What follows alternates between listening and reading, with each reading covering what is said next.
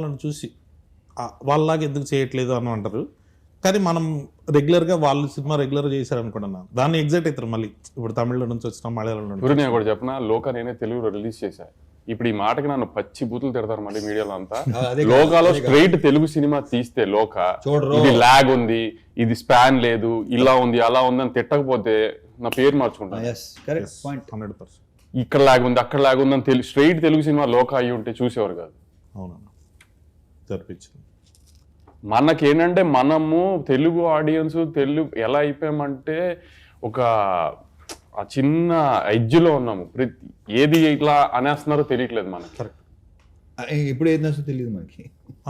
ఇదైతే జనం నిజంగా ఎప్పుడు ఏది నచ్చుతో తెలియదు. ఇప్పుడు చూడు మన తెలుగు ఆడియన్స్ ఎంత ఈ స్టేజ్ లో లిటిల్ హార్ట్స్ కుర్రోళ్ళు ఎవరో తెలియదు, డైరెక్టర్ ఎవరో తెలియదు, ఏమీ తెలియదు. ఈటీవీ విన్నాను రామజీరావు గారి పేరు తప్పితే ఏమీ తెలియదు ఆ సినిమాలో ఎవరికి దేని గురించి.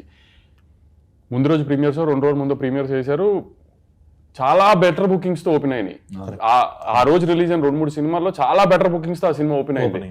అంటే తెలుగు సినిమా ఆడియన్స్ చూడు వాళ్ళు ఫిక్స్ అయితే ఎలా అయినా చూసేస్తున్నారు సినిమా ముందే. కానీ కాబట్టి తెలుగు సినిమా ఆడియన్స్ ఏది చూడాలనుకున్నారు ఏది వద్దనేది ఎవడో గేజ్ చేయలేము.